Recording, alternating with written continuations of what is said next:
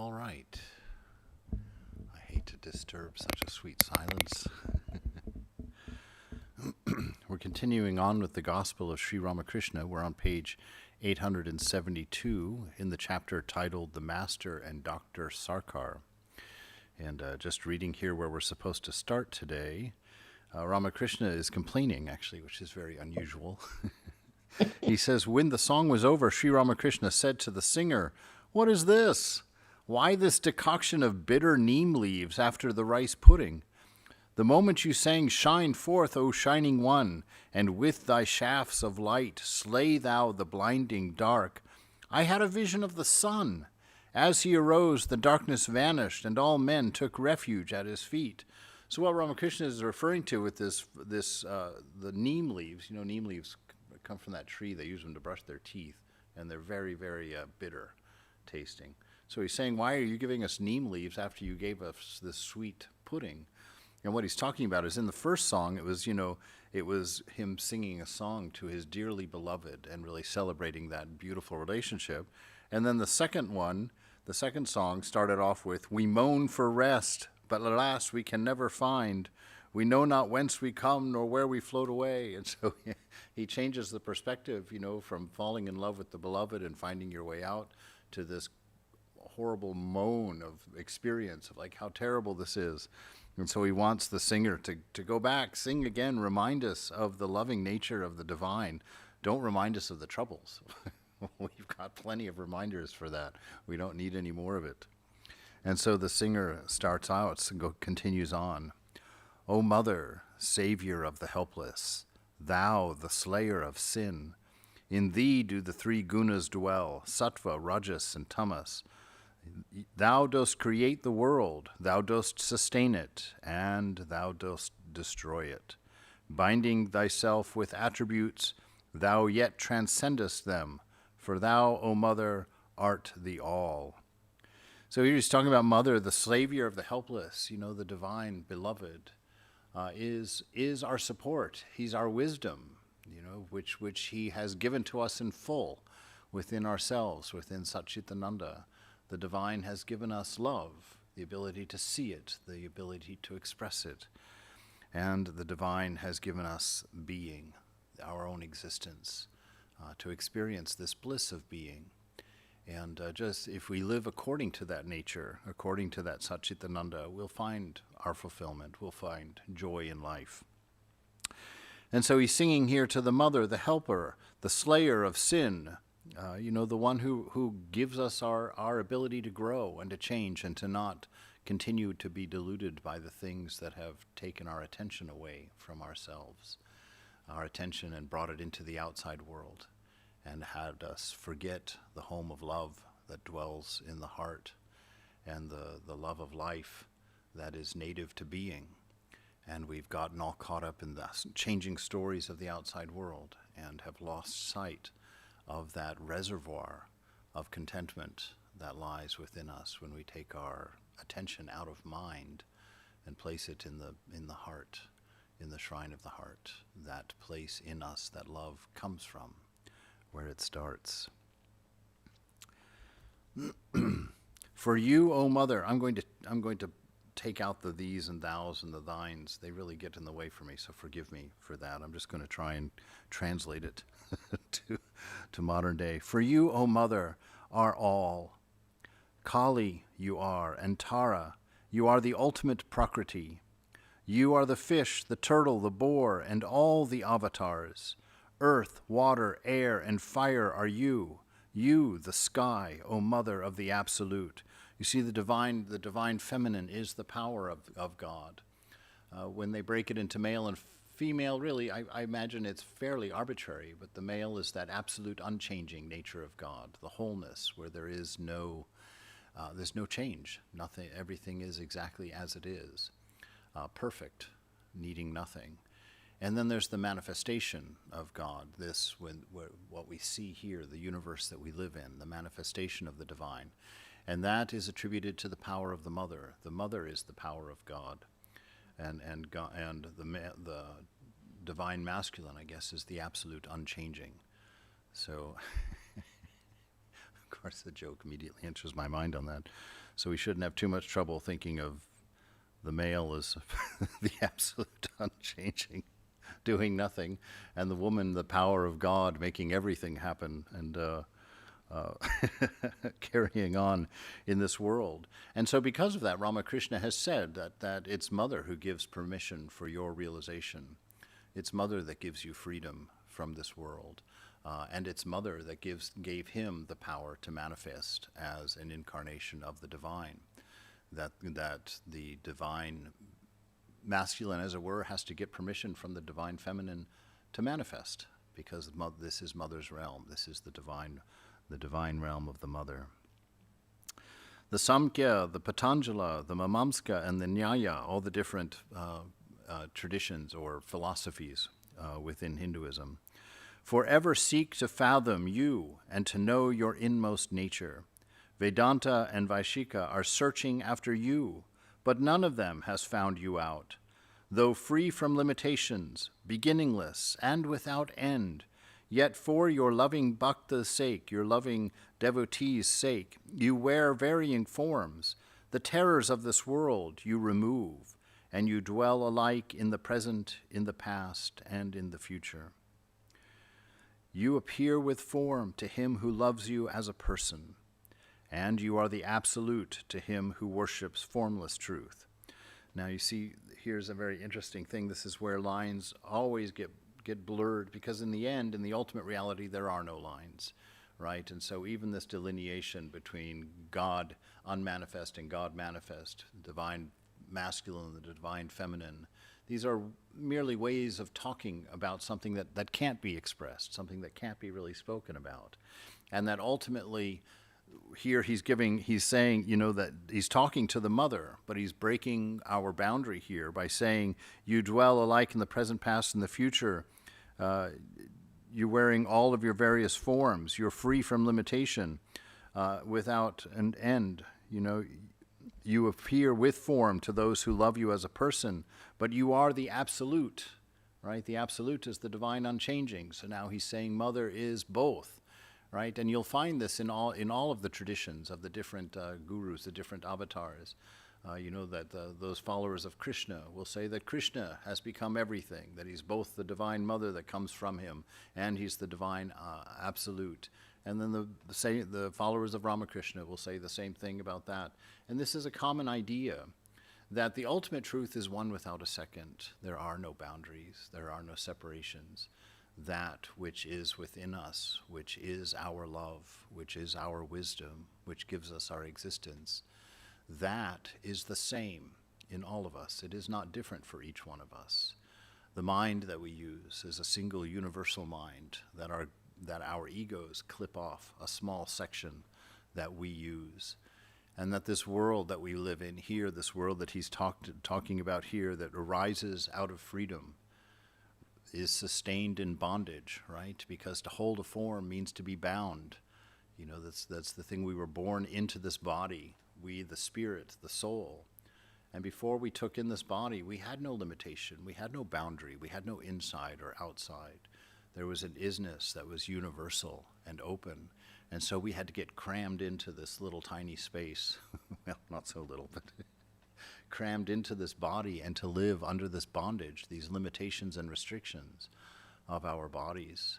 And we see in our lives that our constant effort is to transcend, to push beyond our limits, or at least to become the best of the best that we can be within them.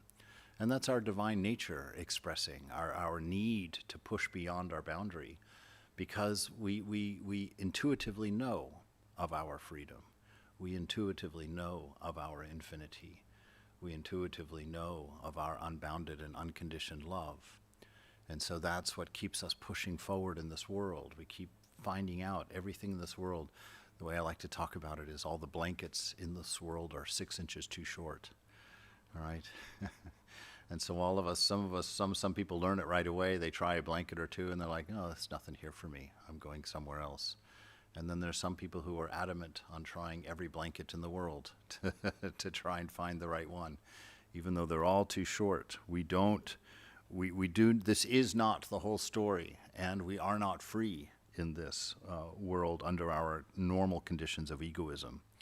Ego is our cop, our policeman, who keeps us in the jail cell, who remembers our faults, who constantly accuses us of our errors and wrongdoings, and jumps on us immediately when we sit in silence in the shrine, preventing us from enjoying the bliss of the divine by thinking that the divine is somehow pointing fingers at us or somehow keeping a Santa Claus list of who's naughty and nice out there. But we know that's not true, even from the Christian scripture. That's not true. That love keeps no record of rights and wrongs, according to the Corinthian letter from Paul. And so this idea of God as the accuser is inaccurate. God doesn't even keep track of your karma. That's your own mind that reminds you of your karma. Your own mind will pull you down and make sure that you stay in bondage. And that's why it's so difficult in our spiritual practice to push against these things, to rise above them. So you appear with form to him who loves you as a person. You are the absolute, and to him who worships you as the formless truth. Some there are who speak alone of the resplendent Brahman. Even this, O blissful mother, is nothing else but you. Brahman is it's that name of God. It's the name of God you use when you are facing the truth that there is no name for God, that there is no way to label or to restrict God in any way whatsoever. That God is everything that we see, everything we don't see, and beyond. So we always add that little "and beyond," because there is no limit. And so Brahman is the word that we use for God, without form, without limit, without name, without attribute. So you can say it both ways, actually. You can say it without attribute, or you can say with all attributes. It's one and the same. That's kind of a conversation that often goes on between the Buddhist and a Vedantist. Is the ultimate reality void, or is the ultimate reality fullness, right? And it doesn't matter, because the ultimate reality is one without a second. So who's looking? Who's describing? Right? There's no knowing. So they're both fine. The idea is infinite. Don't let attributes limit the beloved, the divine. You are the absolute, to him who worships the formless truth. Some there are who speak alone of the resplendent Brahman. Even this, O blissful mother, is nothing else but you. Each man, according to his measure, makes his image of the truth, calling it the highest Brahman. Beyond this does Turiya shine. Turiya is that fourth state of consciousness, that state where there really is no attribute, beyond attribute. And beyond this does Turiya shine, the indescribable, O mother of all things, who pervades the universe. Every one of these are you. Then he sang, Dear friend, my religion and piety have come to an end. No more can I worship Mother Shyama. My mind defies control. Oh, shame upon me, a bitter shame. I try to meditate on the mother with sword in hand, wearing her garland of human heads, but it is always the dark one wearing his garland of wild wood flowers, and holding the flute to his tempting lips that shines before my eyes. I think of the mother with her 3 eyes, but alas, I see him alone with the arching eyes, and I forget all else. Oh, shame upon me, bitter shame. I try to offer fragrant flowers at the mother's feet, but the ravishing thought of his graceful form unsettles my helpless mind. And all my meditations meant for the naked one are drawn away by the sight of his yellow scarf. All right, so this is just that battle inside between his love of the mother and then the love of the manifested incarnation, in this one. Sri Ramakrishna was in an ecstatic mood as he listened to the song. The musician sang once again, O mother, who has offered these red hibiscus flowers at your feet? I beg of you, O mother, place 1 or 2 upon my head. Then I will cry aloud to you, O mother, mother! And I shall dance around you and clap my hands for joy, and you will look at me and laugh and tie the flowers in my hair. This wonderful bhakti song, that lover of God dancing with the divine like that. It's one of the beautiful ways to meditate if you're a bhakta, if you're a devotee, to sit there and think of the plays of God, the way that Jesus lived, the way that Buddha lived, the way that Ramakrishna, the Divine Mother, how they all lived and expressed this infinite love toward us, telling us that it's trustworthy. How all the sages, the millions of sages throughout time, have had this same unitive experience and have pointed to its trustworthiness, its limitlessness, and placed it within your hands to find within yourself, to take any one of the four paths that they've laid out for us to find and to touch our own divinity, our own light, our own love, to need nothing outside. That literally the whole universe lies within us, they say, very much like a dream. You know, that when you sleep at night in your dream, when you're experiencing the dream seems like it's outside of you because you're a particular in that dream. But the truth of that dream is that it's within you, right? Because the real you is the sleeper, the dreamer in the bed. And so how the whole world exists within you, even though you swear it's outside of you, the sages say they found that same truth in this waking dream, that here it's the same. And so it's all God, it's all divine, it's all consciousness. The idea of a material world, the idea of a person are make-believe. They are the unreal. What a shocking truth.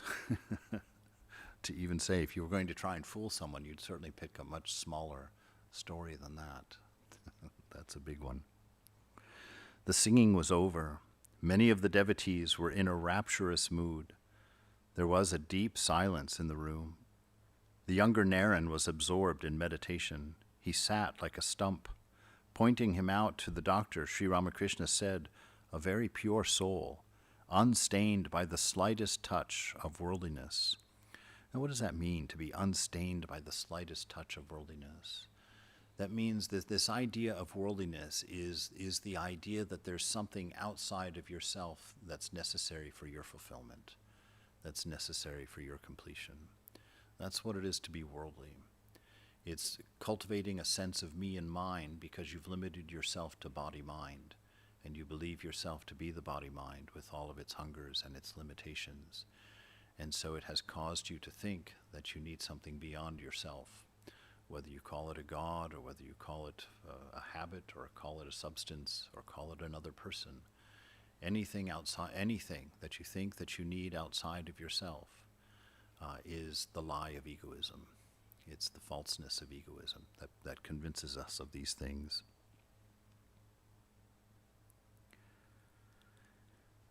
Mano Mohan to the doctor. He, pointing to the master, says of your son, "I don't care for the father if I have the son." Doctor. You see, that is why I say that you forget everything else when you have the son. Master smiling. I don't say that I do not want the father. Doctor. Yes, I understand you. How can you save your face unless you say a few things like that? Master. Your boy is quite guileless. One day, Shambhu's face became red as he said, "God will surely listen to a man's prayer if he prays to him with sincerity." Why am I so fond of these boys? They are like unadulterated milk. Only a little boiling is needed. Moreover, it can be offered to God.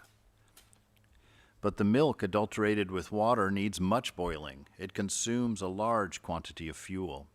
The boys are like fresh earthen pots, good vessels in which one can keep milk without any worry. Spiritual instruction arouses their inner consciousness without delay. But it is not so with the worldly minded. One is afraid to keep milk in a pot that has been used for curd. The milk may turn sour. Your boy is still free from worldliness, untouched by lust and greed. Doctor. That is because he is living on his father's earnings. I should love to see how free he would keep himself from worldliness if he had to earn his own livelihood. Master. Yes, that is true.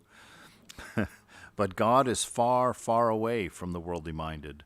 For those who have renounced the world, he is in the palm of their hand. To Dr. Sakar and Dr. Dukhari. But renunciation of lust and greed is not meant for you. You may renounce these mentally.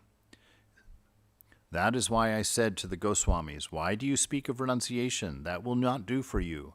You have to attend to the daily worship of Shyama Sundar. The total renunciation is for the sannyasis, for the monks. They must not look even at the picture of a woman. To them, a woman, oh boy, don't throw anything at me. To them, a woman is poison, right? Now, mind you, he's not saying that a woman is poison here. He's saying to them, to the one renouncing any kind of thing that draws their mind to body-mind, draws their mind down from being the self to being body-mind, would be a poison to them. So please don't take offense at those words. We're looking at a situation, and this, I guess we could talk about this as much as possible. The order, the Ramakrishna order, is the male half of the order, right? So this is the men's order, and that's the order that's come to the United States and has gone to much of the world in teaching these things. And that there's another half to the order, the women's half of the order, and Vivekananda created two of them, one for the purity on both halves, but also because he says if he gave men any access to the women's order, that they would tyrannize them. And so he said the men's order and the women's order are two absolutely separate and equal. The women are responsible for their order 100%. The men's responsible for their order for 100%. And so that's kind of the situation. It's not, I only say that because it looks so, what's that word? Patriarchal, as it is. And it looks that way, well, because it is that way, but it's that way because it's generally a men's order. And I don't know, this isn't always general knowledge. And so the beautiful place like this is run by the convent within the men's order, because there was a time when people wanted, well, the time is even still, actually, where women wanted to join the order, but the women's order hasn't yet come to the West, come to the United States. And so the Ramakrishna order has created a space for women to join and so that they can live that life and pursue that ideal as well. And so that's what you're experiencing here. All right, so he's talking to these young men mostly because he took care of the young men. The women he would send over to Holy Mother, and she would have these kinds of conversations with the women. But unfortunately, M, who did all the writing, wasn't going to those meetings because he wasn't allowed at those meetings. So we don't have those stories in this book. All right. Total renunciation is for the sannyasis. They must not even look at the picture of a woman. To them, woman is poison. They must keep themselves at least 10 cubits away from her. And if that is not possible, at least 1 cubit. And they must not talk much with a woman, no matter how devout she may be. Further, they should choose their dwelling at a place where they will never, or scarcely ever, see the face of a woman. The embarrassing thing about this is that this has very little to do with women. The embarrassing thing about this is this has everything to do with the weakness of men's minds, which, which this is what he's describing here, that the men are so lacking in self-control, so lacking in the ability to control themselves, that in order to do this, he's telling them, you can't even look at a picture, don't go within 10 feet of a woman, live in a place where you're ideally not at all ever going to see them, right? And live there and do your spiritual practice, and maybe you'll realize God. Maybe you'll get somewhere. And so it's important that we see the truth of this, what's really going on here, because this is a very modern issue in the world today, and it's something that we do need to find an appropriate solution to, a way of working together on. And so I really I think that it's laid out here. He's talking about two different paths here, though. He's saying the sannyasin, which is someone who's taken the vows and renounced the world. They're not going to get married. They're not going to touch money. They're not going to do anything that doesn't fit into the categories of being doing good for humanity or for their own realization. And so those are the instructions for the person becoming a monk here.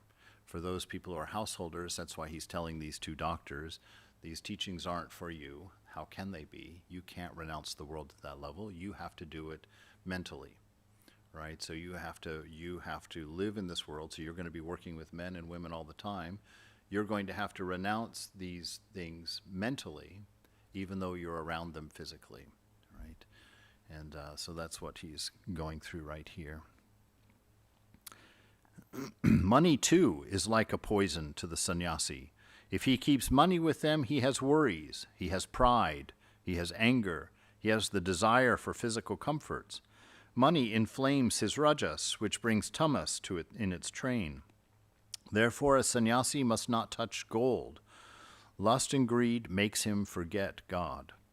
For householders, money is a means of getting food, clothes, and a dwelling place, worshiping God, and serving holy men and devotees. It is useless to try to hoard money. With great labor the bees build a hive, but a man breaks it and takes the honey away. Right? So that's why it's, interestingly enough, that's why we don't hoard money, because it's never safe, right? It's never safe. No matter where you keep it, no matter what you do with it, the more you have to be careful that somebody's not taking it from you, right? And so there is no peace in money, is what he's saying. That this is why it's not a thing to be worshipped or run after as if it's a solution to anything, but a means of getting food, clothing, housing, and paying a few bills and supporting a few people who are helpful to you around you. Doctor, whom shall we hoard for? For a wicked son, perhaps? Boy, this doctor's jumping on him. Master, it is not a wicked son alone. Perhaps the wife is unchaste.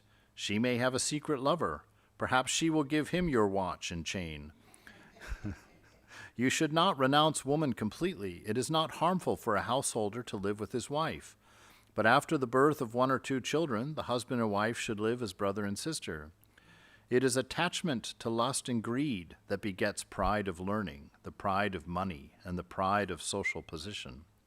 One cannot attain divine knowledge till one gets rid of pride. Water does not stay on the top of a mound, but only into the lowland it flows, in torrents from all sides.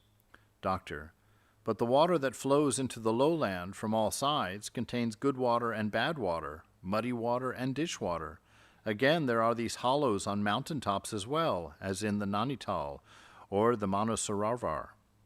These contain only pure water from the sky. Master, only pure water from the sky? Well, that is good. Doctor, further, from an elevated place, the water can be distributed on all sides. Master, smiling. A certain man came to possess a Siddha mantra. He then went to the top of a hill and cried aloud, "Repeat this mantra and you will realize God." Doctor, yes. Master, but you must remember one thing. When his soul feels restless for God, a man forgets the difference between good water and ditch water. In order to know God, he sometimes goes to good men, sometimes to imperfect men. Dirty water cannot injure an aspirant if God's grace descends on him. When God grants him knowledge, he reveals to the aspirant what is good and what is bad. There may be hollows on the top of a hill, but they cannot exist on the hill of the wicked ego. Only if it is an ego of knowledge or an ego of bhakti does the pure water from the sky collect there. Okay, so what we've got here is a runaway metaphor, because he said it for a very simple reason, that if you're egotistical, spirituality can't accumulate within you. Love can't accumulate within you, because egoism is selfishness. Egoism is Maya. It's the veil that blocks you from seeing God. Right now, if we had no ego, well, actually all of us would be in ecstasy, because we would only see God. We would not be seeing each other and locking each other in bodies. If we knew our own freedom, then we would see your freedom when we looked out of our own eyes. You see what I'm saying? But because I only know bondage, I only know myself as body-mind, I look out at you and I see body-minds, and I feel the separation. Whereas like a Ramakrishna or a Jesus or a Holy Mother would sit here and would look out and see herself 1,000 times, would know herself 1,000 times, would feel that absolute oneness, would have not just an empathy, but actually a first-person knowledge of your suffering, of your challenges, of your sorrows and your happinesses inside. They know them because they don't have the boundary of ego that's cutting them off from you. And so this is why religion exists. This is why spiritual life exists, so that we can have this experience, so that we can whittle down this egoism that he's talking about, and find our freedom, find our ability to love without a condition, to find our ability to access wisdom without reference, and to find the bliss of being rather than the anxiety of living.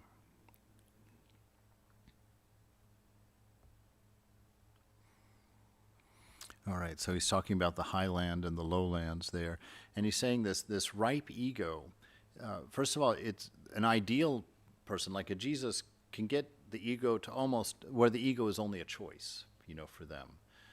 That's why they're incarnations or avatars. They're only different from us in the amount of power that they have, in that they are directly manifesting the divine principle in this world for us, so that we can see and experience a divine love that you can't experience in the world. A divine love meaning a love that has no conditions on it, that they will love you the same regardless of what you say, do, or treat them as. There's a wonderful freedom in that. And so the incarnation is a means of a God making a demonstration of herself to us, to step out there and say, hey, this is what the ideal is. This is what a healthy human being looks like. They're able to love, they're able to forgive, they're able to be free. They're not crotchety to hang around with. They don't have their own ideas about everything and have to have it all their way, right? There's a way of being where we see each other as parts of ourselves before we get to the point where we see each other as ourselves, and we grow in that.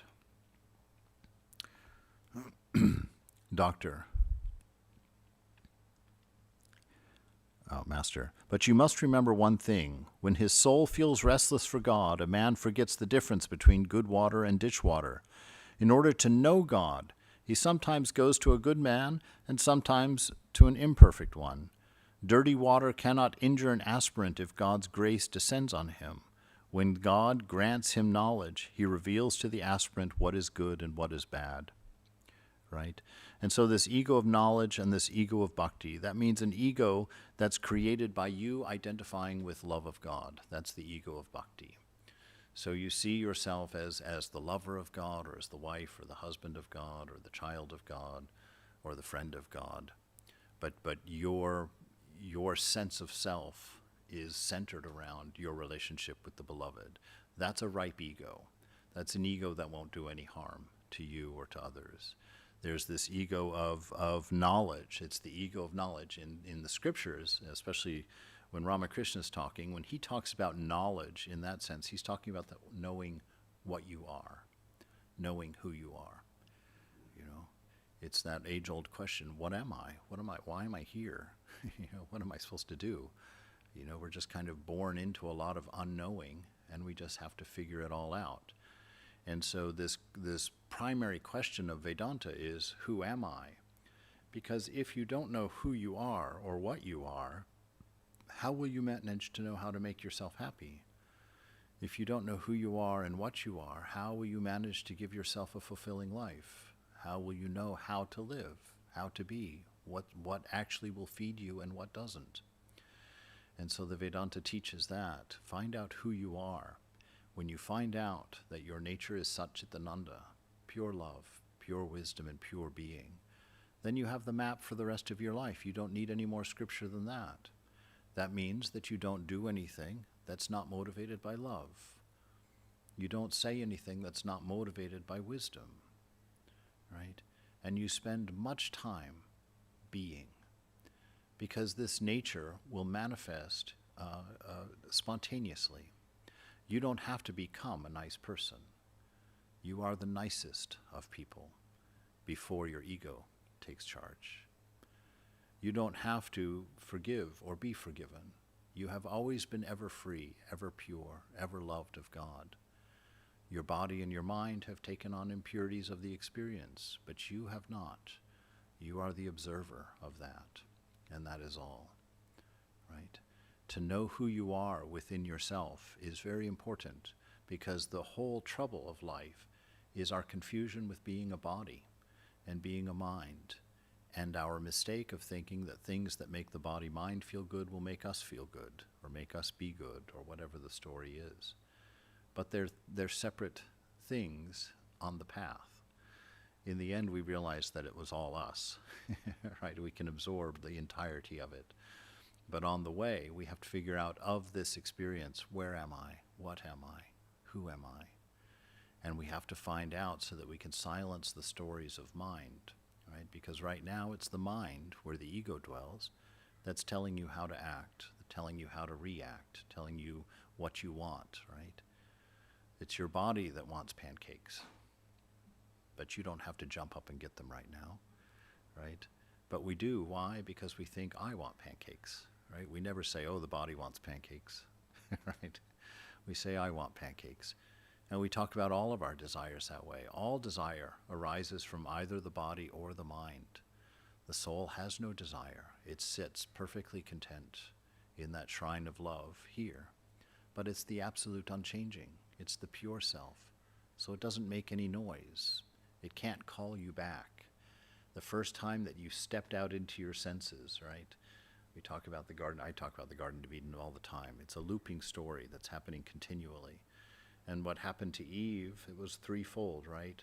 She stepped into her senses. How do we know? Because she looked at that tree of the knowledge of good and evil, which actually the knowledge of good and evil is just egoism.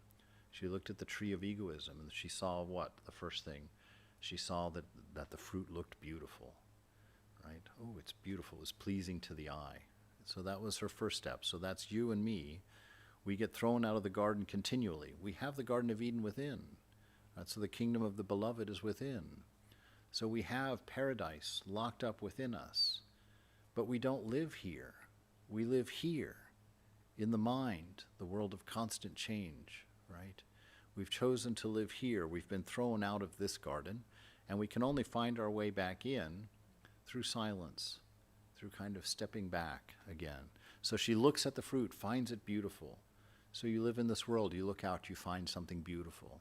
No problem with that. If you stop there and say, ah, God, you're beautiful, perfect, wonderful. But she says the second thing in there, she says that it looked like it would be good for food.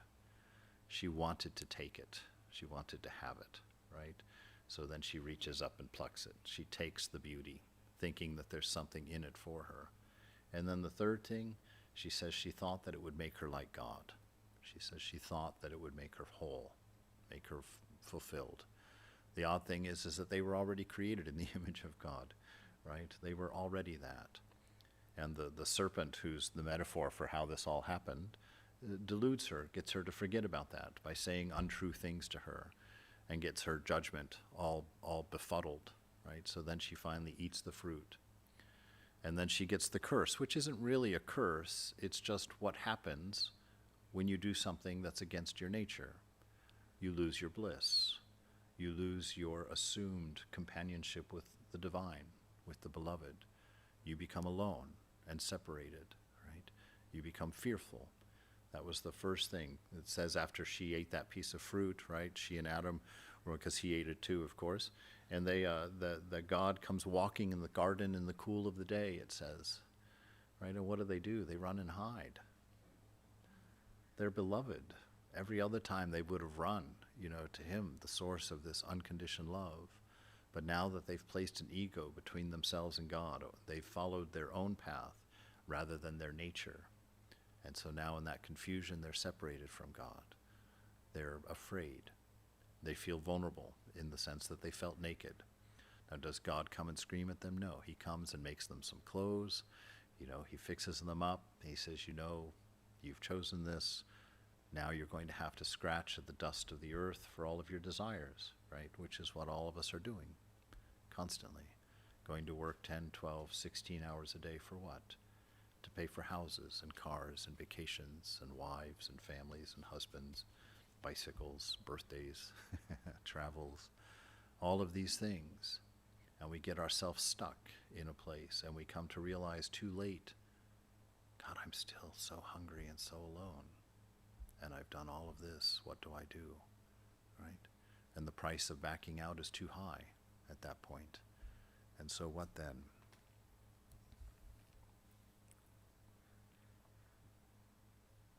One cannot teach men without the command of God. After attaining knowledge, Shankaracharya retained the ego of knowledge in order to teach mankind. But to lecture without realizing God, what good will that do? I went to the Nandang Bagan Brahmo Samaj, which is another spiritual movement in Calcutta at that time. That's sort of, I don't know exactly what they were up to. I haven't studied them, but my impression of having read about them for 26 years now, they seem like they were sort of a Christianization of Hinduism in a way, because they were having Sunday meetings in the same way. They only believed in God but as the formless and all of those things. And so, and Ramakrishna was good friends with many of them. So he went to this Brahmo Samaj, and after the worship, the preacher gave a lecture from the raised platform. He had written it at home, and as he read from the manuscript, he looked around. While meditating, he opened his eyes from time to look at people. The instruction of a man who has not seen God does not produce the right effect.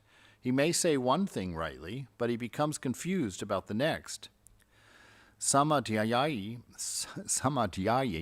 delivered a lecture. He said, God is beyond words and mind. He's dry.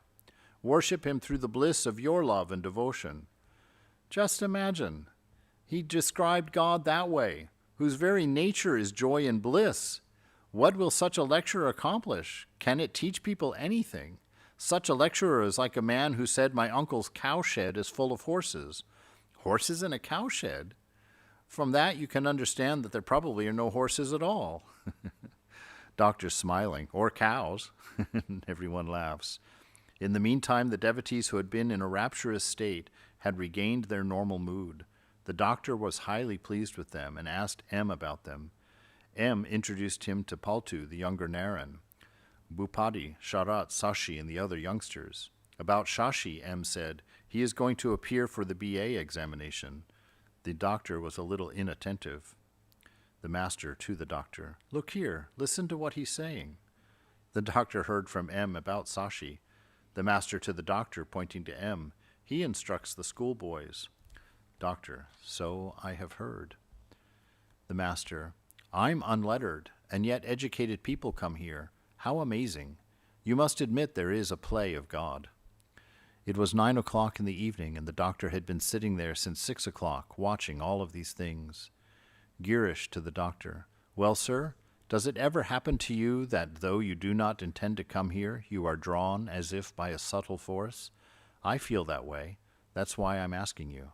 The doctor, I don't know whether I feel that, but the heart alone knows the promptings of the heart. To Ramakrishna, besides, there isn't much use in speaking about these things. So we'll stop there for the day today and pick up again next Saturday. Are there any questions or comments or concerns? A good joke? No? Yes, sir. Sometimes Swami came to visit us in the country, Swami Vajra, and when we were speaking about pancakes, my wife looked over at me, and he always loved her pancakes. There he is. Very nice. All right. Well, then we'll just take some time. I'll go through the announcements here. Tomorrow, Swami Dhyana Yogananda from Trabuco is coming up to speak on manifesting wonders. On Wednesdays at 5, we have a class on God Lived with Them by Swami Chaitanananda, and Pravrajaka Krishna Prana is giving that class. And on the 23rd, Swami Bodhisarananda is one of the Assistant General Secretaries of the Order coming from the headquarters in Belur Math, India. He'll be here on the 23rd to talk about the divine touch of Sri Ramakrishna, and there will be a potluck dinner that night for everybody, so please come. He's quite a wonderful man. All right. So we'll take time just to prepare for Arati here in about 15 minutes.